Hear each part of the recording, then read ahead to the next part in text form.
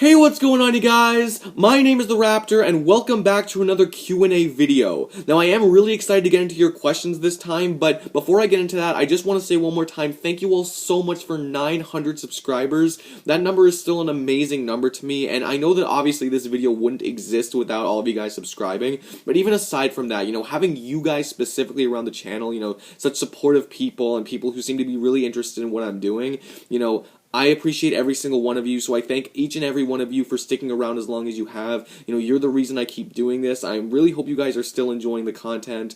And yeah, I just want you guys to know that I appreciate every single one of you and you're all awesome. So once again, thank you all so much. But anyway, on with the show. For 900 subscribers and for nearly 5.5 years on YouTube, here it is, the Rappter Q&A number 9. Hope you guys enjoy. Fiction Rumble asks, do you and your parents always go on vacation every year? Yes, we do. In fact, we actually go on vacation twice every year. Once during the summer and once during March break, since we get some extra time off of school. Now, it might work a little differently in the future because now we're going into university and that works a little differently from school from what we're used to. But most commonly, yes, we do go on vacation twice every year. What are your favorite hobbies? Aside from YouTube, a lot of my hobbies actually revolve around stuff like theater and film. When I was in high school, I performed in I think about like 7 different plays, so that was really fun, and that was one of the things I got most invested in when I was in high school. And now I'm going to university to study media production, so I'll look at a lot of different forms of media, and I'm hoping to get more into screenwriting there too, because I recently fell in love with it after doing an assignment on it when I was in my drama class. It was a little bit of a weird drama class, but yeah, so those are the kinds of things I'm into, and obviously a lot of geeky stuff like playing video games and board games and reading comics. But yeah, those are mostly where my hobbies are at.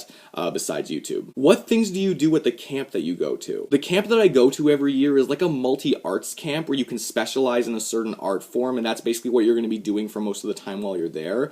For example, for the last 2 years, my art form that I chose was devised theater, so that's what I was doing for most of the time. However, when I went this year, I actually participated in film, and that was a lot of fun to do. There's a lot of other, just general camp stuff that we do, there's campfires and, different, workshops for other art forms and stuff, but generally it's a multi-arts camp where you can specialize in an art form of your choice. This was actually the last year I could go because now I'm too old to go there, but it was a really fun time, and, it's just a great place to be at. Simon O'Brien asks, if you had to choose between Leon, Akame, and Esdeath to ask out on a date, who would it be? This question is a little weird for me to answer considering that I don't watch Akame ga Kill, and I actually already have a girlfriend, but if I had to choose between them just based on looks, I really don't like doing that, but if I really had to, then I guess I would go with Esdeath, but again, that's just my personal opinion. Did you enjoy Looney Tunes or Disney more? Growing up, I loved to watch the Bugs Bunny and Tweety show and just the classic Looney Tunes cartoons because I thought they were so funny and I just ate those things up. I loved them so much. But to me, honestly, Disney impacted my life like nothing else could. And I think that's honestly for a lot of people.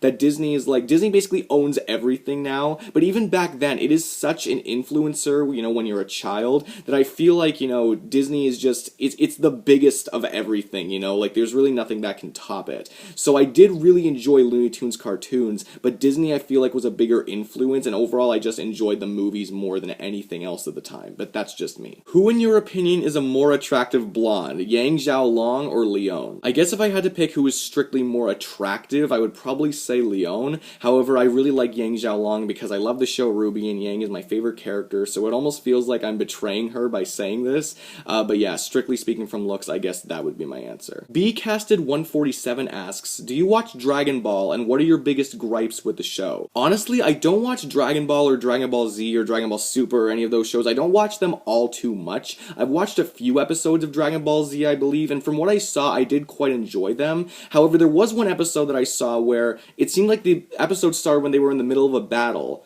and then by the end of the episode, the battle wasn't over, and it felt like nothing happened. And I know that that is a complaint I think that some people have had, at least when it comes to an era of Dragon Ball. So I would say that's probably my biggest gripe, that sometimes it just goes really slow. But from the other stuff I've seen, there is still good action in it, I feel, and, good character moments. So overall, from what I've seen, I do really like it. I guess my biggest gripe would just be sometimes it's pretty slow. But overall, it seems like a really good show, and I'd love to get into it more if I had the time. What are your interests in life, and what do you want to do as a profession? I kind of already went over my interests when I went over my hobbies, but in terms of what I want to do as a profession, I would actually love to be a screenwriter. That's actually something I hope to do, like I said, work more at when I go into university. I'm hoping to do it as some form of concentration if I could possibly do that, because again, I had a screenwriting assignment in drama class, and I loved it so much, and it feels like something I would definitely enjoy doing.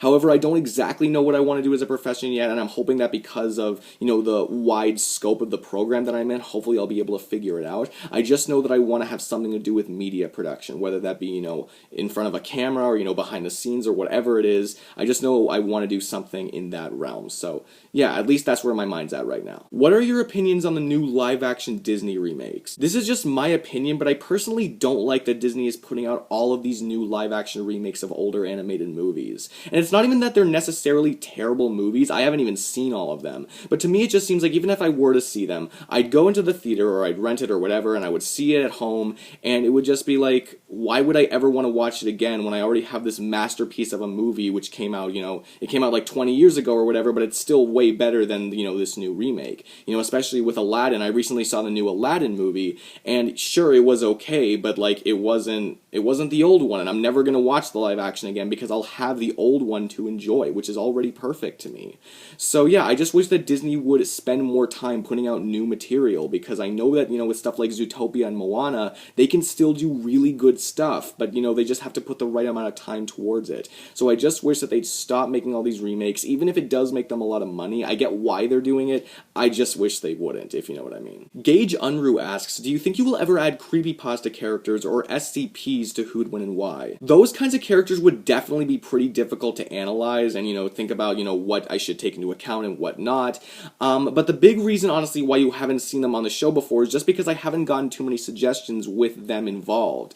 And another big reason, I guess, is because I just don't know too much about them. But I mean, like, if I got a suggestion that involved one of those characters and it was a good enough fight and I knew enough about the character, then yeah, I would definitely consider using it. I know, again, that it might be hard to analyze them, but I would definitely be up to the challenge. So no, I'm definitely not counting them out. It would just be a matter of whether or not the suggestion is good and I know enough about the character. Jacob B asks, between Avengers Infinity War and Avengers Endgame, which did you enjoy more? If we're looking at which of the movies I enjoyed more, like which one I got more enjoyment out of, I would probably say Infinity War, just because it has a lot more mindless action and humor, and again, aside from the dark ending, I just feel like it's the more fun movie and I would get more enjoyment watching it than I would Endgame. However, I do personally feel that Endgame is the better made movie. I think it has better character moments, and I think that it's just the best possible finale that, Marvel could have made for these movies, or at least for this huge phase of these movies. So overall, I would put Endgame above Infinity War in terms of which one, I guess, is the better movie, or I think is the better movie, but in terms of which one is just more fun and more enjoyable, I would probably say I like Infinity War more in that regard. What states in America have you been to? It would actually take way too long for me to list all of the states that I've been to in America, considering that if I counted correctly, I've been to 35 different states out of the 50. That's like 7 out of 10 of all of America that I've been to, or at least, state by state, which is pretty insane. On the most recent vacation I went to, I think I hit like 10 different states over the course of 2 weeks. Obviously, we didn't stay in one place for very long, but still, that's pretty crazy to me. And that included, going to New York, and we went down all the way to Tennessee and Indianapolis when we came back up, and a lot of different places around those areas. So yeah, I've definitely been to a lot of different places in America, definitely more than in Canada where I live. So yeah, I've been to a lot of places in the US. Where do you see yourself in 5 years? In 5 years, I will have been out of university for about a year, unless I decide to take any further schooling down the line,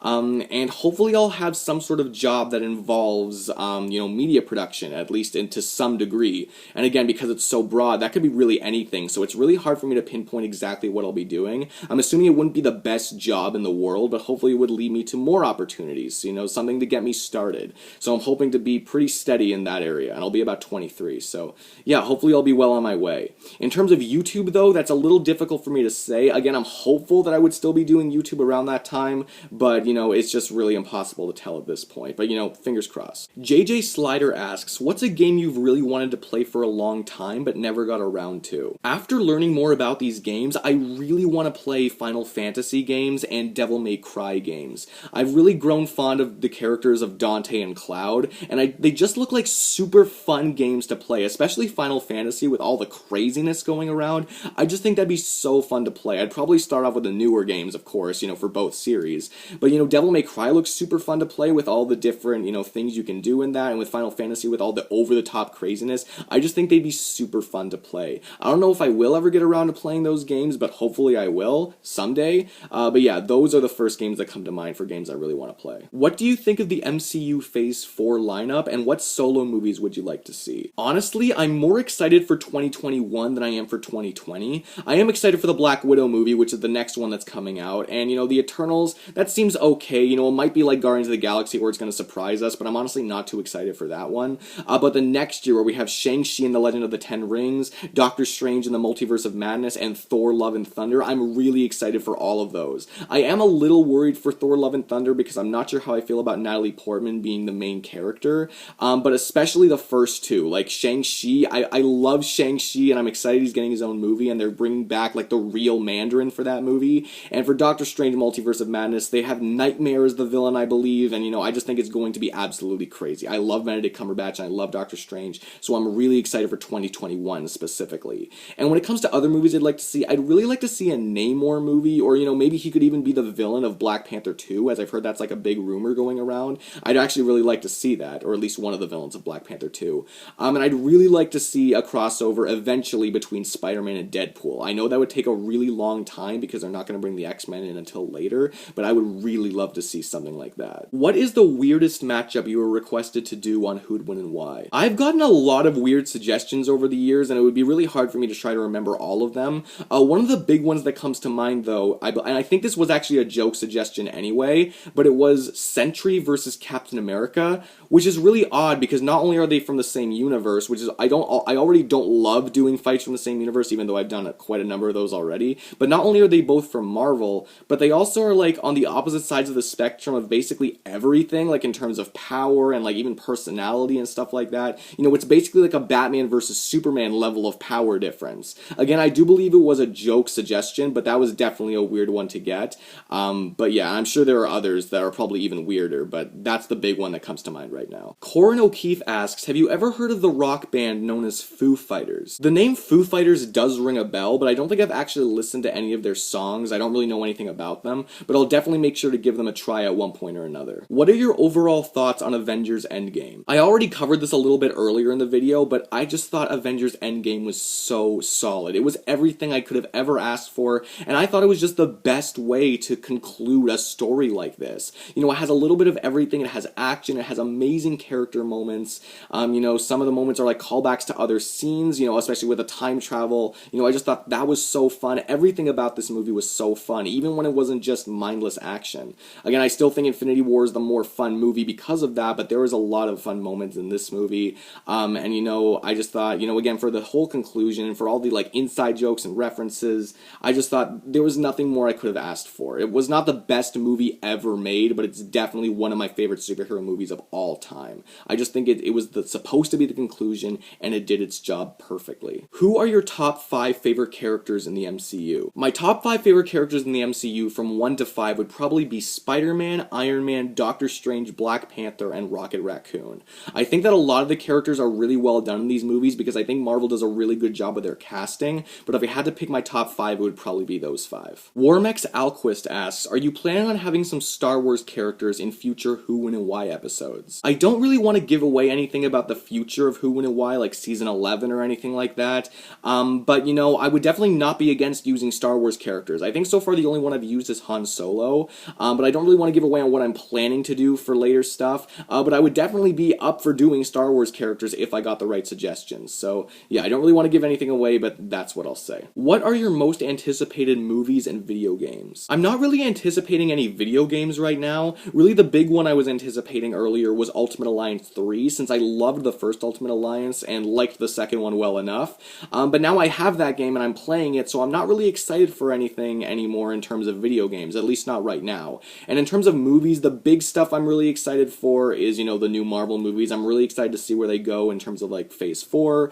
and also other nerdy stuff like The Rise of Skywalker I'm really excited for, because I'm always excited for a new Star Wars movie, like who isn't? But yeah, just like a lot of those nerdy movies I'm really excited for, and yeah, I guess not really any video games right now. Are you planning on doing some new kinds of videos? Honestly, right now I don't really think I'm I'm planning any new videos, only because, it's already hard enough to get reaction videos and who and why videos out when school is going on, and I know with university it's going to be even harder, and trying to put out other videos on a consistent basis would pull it further down already more than it's being pulled down. I have done other videos in the past, and if the right timing came up or anything like that, or if I got a really cool idea, then maybe I would do some other kinds of videos from like every now and then, but right now who and why and the reaction videos are my main focus, and that's just the way things are. But of course I wouldn't be opposed to doing any other kinds of videos if, the right idea came or the right timing came, but right now I'm not really planning anything big. Kieran McKenna asks, which character that has been used in Death Battle would you most want to come back? Generally, I'm not a huge fan of characters coming back for Death Battle, but if I had to pick another character to come back, I would honestly probably say Green Lantern, just because I still really want to see him fight Nova, and Ben 10 vs. Green Lantern wasn't the best received at all by a lot of fans, so I'd really like to see him be in another episode that isn't as much disliked. Tiger vs. Lion, who wins? I think that based on most of the research that people have done, they conclude that a tiger would most likely win just because it has more muscle, meaning that it's stronger and heavier, but that's just like what I'm saying based on what other people have researched, so I guess that's not even really just my opinion. My own opinion, I don't really have one, but based on most of the research, it seems that a tiger would most likely beat a lion, just on average. Tristan Waits asks, who would win, Weiss Schnee versus Iceman? I would definitely say that Iceman would win this fight, simply because he's an Omega level mutant. It's really, like, almost impossible to kill him, and he would basically be completely immune to her ice attacks, and probably a lot of other attacks too, since he could simply just reform. I think he's just way more versatile and way more powerful, but that's just me. Have you seen the 2004 Batman TV show? Yes, I have. In fact, that was actually the Batman show that I grew up watching. I fell in love with most of the Batman characters through that show before I actually really started getting into the comic version of Batman, so that's basically almost the definitive Batman for me. I know that a lot of people don't really love that show, especially when you compare it to like the original animated series or anything like that, but I still really like that show. A lot of it is because of nostalgia, but I still really like it, and I definitely think that that is an underrated version of the Joker that they have in that show. Again, I know some people really don't like that Joker, but I guess I might be a little biased, but still, even though the design might not be, what we've normally seen of the Joker, I really think that that is a good Joker, and I think he is really underrated. It might be an unpopular opinion, but that's just me. I like the 2004 Batman show. What did you think of Spider-Man Far From Home? I know that not everybody loved Spider-Man Far From Home, and this is gonna make me sound like a broken record since I've already talked about a lot of MCU movies and how much I like them,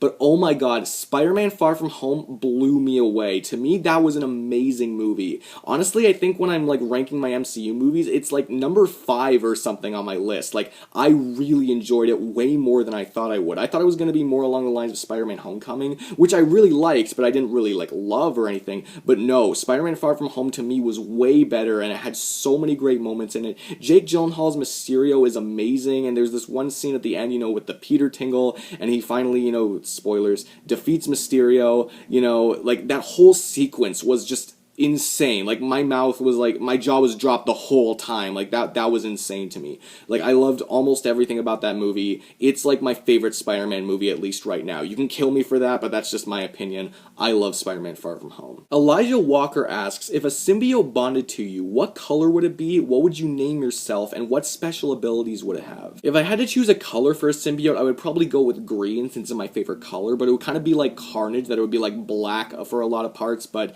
it would be green instead of red. My name, I guess, would be Ambush. I just think that's a pretty cool name, but again, like, I'm not really good at naming things. And my special ability would kind of be that it could be, like, completely undetected. Like, I know that symbiotes in the past have been able to turn invisible, but I'm talking like nothing could detect it. It's invisible, it makes no sound, and like, you can really only detect it after it strikes you. That's why it's called Ambush. So again, just like completely silent, completely stealthy, undetectable. It's like all about stealth.